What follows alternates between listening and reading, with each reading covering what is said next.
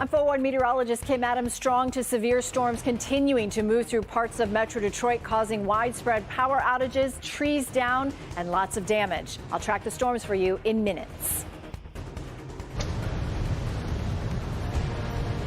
Also, no plea deal for Hunter Biden, at least not yet. A dramatic day in court for the president's son, and what could happen next. First at 4 starts now. Local 4 News starts now with a forewarned weather alert. First at 4, we start with a live look at Ford Field in downtown Detroit, where thousands of people are headed for tonight's Beyonce concert. In the middle of all of the severe weather, the Tigers game is postponed. You can also see Ann Arbor and the exact Track 40 radar. 32,000 people are already without power. DTE told us hours ago it was already getting ready for repairs. Our storm support functions are now actively preparing, including water-down response teams, some of whom we have already staged strategically across our service territory so that they could respond as quickly as possible when they're needed.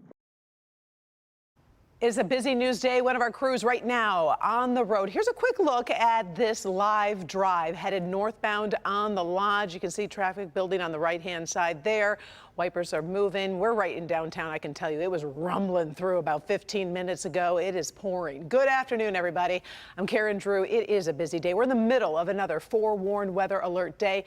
It's one of those times that you definitely need to stay tuned to Local 4. Meteorologist Kim Adams once again taking us through the storm, what we can expect hour by hour. I know you were texting your kids on the west side, and I was texting my kids over in Troy going, get ready, it's coming. Yeah, and it comes very quickly. So if you're in St. Clair County now, we have a new warning. It's for the Port Huron area until 5 o'clock tonight. So anywhere you see flashing in yellow is a severe thunderstorm warning. Here's the good news. These storms are moving quickly to the east at 50 to 52 miles per hour. So if you live in Port Huron, now's the time to be making those storm preps because you don't have much time before the storms are in your backyard. And these storms have had a history of producing winds upwards of 70 miles per hour. No rotation, no tornado warnings, but strong enough winds to cause down power lines, down trees, and a lot of damage. If you live in Macomb, it's hitting you right now. Romeo, the worst of the storm, will be in your backyard at 4:04, Ray Township 4:06, Almont 4:10, New Baltimore at 4:12, and Anchorville at 4:15. Good news, once we get this line of storms out of here, looks much better out to the west. But we are checking the velocity and the wind gusts right now. Sustained winds right around 29 to 30 miles per hour, but there are some higher gusts, which is why we do have those 2 severe thunderstorm warnings for Macomb, also St. Clair County, and still affecting the northeast corner of Oakland County. Now checking power outages. Most power outages right now being reported in Monroe County with 6,000. But as these storms move to the east, we'll continue to see those power outages come in. But the storms are moving quickly to the east at 52 miles per hour. So to recap, new severe thunderstorm warning for St. Clair County, another one for Macomb County, and then just about to expire in parts of northeast Oakland County. The one in St. Clair County doesn't expire until 5 o'clock. But after 5 o'clock, we do have the chance for a couple more thunderstorms. The entire area is still under a severe thunderstorm watch until 7 o'clock tonight. So I'll continue to track the storms. You can also go to our Forewarned Weather app. It's a great time to have this app. Go to your favorite app store and type in WDIV. All right, we appreciate it, Kim. We'll be checking back with you in just a matter of minutes. Now to our breaking news, focusing on President Biden's son, Hunter.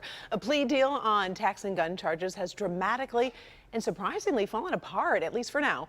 It's all history in the making, as Hunter Biden is the first presidential son to face federal charges. Let's get over to Devin Skillian. He is here to join us to tell us exactly where things stand right now. This deal kind of wobbled back and forth today, Karen. Everyone expected Hunter Biden to go to court, plead guilty, and be on his way to await sentencing, as outlined with a deal with federal prosecutors. But that is not what happened. Instead, the federal judge appointed by former President Trump had so many questions about the deal that it fell apart. Biden was supposed to plead guilty to misdemeanor tax charges and a gun possession charge. The overlapping agreements created confusion, though, for the judge, who said attorneys on both sides needed to untangle those issues before moving forward. There was also a dispute over whether the plea deal gave Biden protection against future criminal charges. In court, prosecutors made it clear their investigation is ongoing and the judge didn't like any blanket protection given that. So after a few hours, Biden pleaded not guilty to the charges against him. All of this can only fuel the political debate that's been going on. Republicans have called it a sweetheart deal since it was announced. It's very telling that the judge intervened here and said basically, no, I'm not going to approve some sweeping blanket deal. I mean, that tells you that the court has serious concerns about other potential charges here and also the scope of the deal, which has seemed outrageous from the beginning. So let's see what happens. Hunter Biden should go through the process and the legal process. And I think that what's most important is that Republicans don't try to politicize this issue. Hunter Biden should be treated fairly within the criminal justice system. If he's committed wrongdoing, then he should be held accountable for that. And I think all of us agree on that point. I think the more broader important point here is that Hunter Biden is not Joe Biden, is not the president.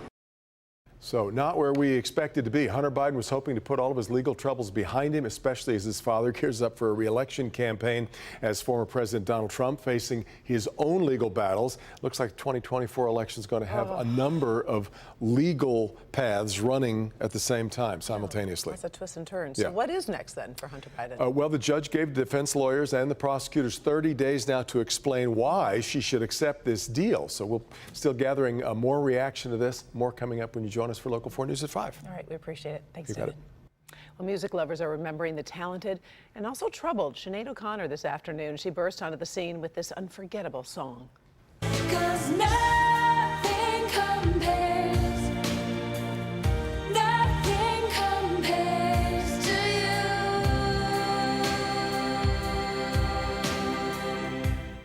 O'Connor's family just announced her death just a short time ago. They did not include details on how she died.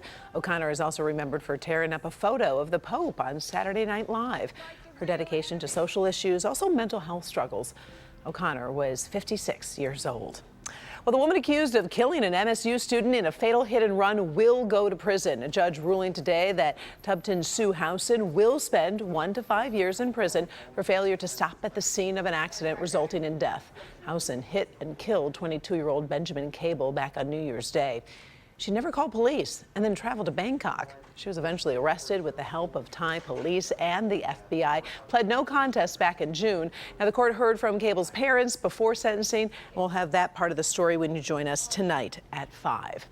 So if you need to borrow money, buckle up. The Federal Reserve just keeps raising its rates, right? And this is going to be the 11th time in 17 months. The benchmark short-term rate is now up to 5.3%. That's the highest level since 2001.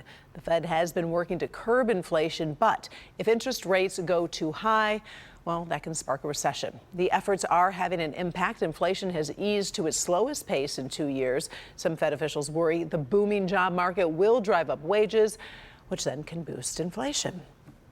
Detroit superstar summer continues in just a few hours, and Beyonce takes the stage over at Ford Field. Thousands of fans are headed downtown right now. Doors open in less than 90 minutes. Downtown businesses are all geared up, looking to cash in just like they did when Taylor Swift came to town last month. Now, as we did mention earlier, the Tigers game is postponed, so that's going to ease traffic a little bit for you if you're making your way downtown. We do hope to have live coverage of the pre-show excitement on Local 4 News at 5, of course, weather permitting. Hopefully those storms will scoot out a little bit for us. Book lovers of all ages always looking for something new to read, right? Well, not buying a new book can get a little expensive. So now a bunch of little free libraries are coming to the city of Detroit. A boost for reading as well as literacy. Paula Tutman takes a look at this change through the eyes of a child who found reading to be the much needed escape. They're called little free libraries, and if you look carefully throughout different communities in Metro Detroit, you might actually see them. The idea is simple. You see a book you like, you grab it, you take it home. If you have an extra book, you can leave it. But there are also some very interesting stories behind the book. Officer Buckles gave safety tips. Number 1, keep your shoelaces tied. 8-year-old Rose has built her own personal home library with the help of little free libraries. I don't know how much, but I know it's a bunch. A bunch? Yes. Like a bunch? Yes. And so it is with bated breath she awaits the new little free libraries coming online. Thanks to a partnership with the nonprofit Brilliant Detroit and Gale, a global organization that builds communities through libraries and literacy. We're going to go all the way around the flower. These two organizations have partnered to build, stock, and maintain 21 new little free libraries throughout Detroit. In this region, there's not a library, and so it gives children an opportunity to come by and get a book. Our goal is really to get our kids and our families to build their own personal libraries. At this brilliant Detroit hub in Detroit, the final touches. Come on, slide yours in. But here's something you don't see when a child takes a book to build a world around them. How access to books and reading transforms a child. I love Dr. Seuss books. Rose's mother was killed 2 years ago simply because she was in the wrong place at the wrong time. Janae Fletcher was one of 3 people shot to death in 2021 at a house in Detroit. She left behind 7 small children. Rose was one of them. At first, when it first happened, it was very difficult. I didn't know what to do. I was crying nonstop. And it was the books she collected from these tiny birdhouses for books that were her friend, her shepherd, her escape. It helped me with my stress, and when I was feeling down and lonely and sad, I would read a book, and a book that makes me feel happy. Paula Tutman, Local 4. By the way, the man accused of killing Rose's mother is currently on trial. As for the new little free library stations, they will be erected at brilliant Detroit house hubs throughout the rest of the summer. Here's a live look at Mount Clemens right now. It is a forewarned weather alert day. We've just learned power outages are climbing. The number now up to 42,000. Kim Adams will be back in just a few minutes with the latest. Also, the late Michael Jackson back in the legal spotlight. We're going to talk about a case in front of an appeals court in California. But first, the jury's verdict for actor Kevin Spacey, how he reacted in the courtroom, and the next big question facing the Oscar winner. We're back in less than 3 minutes.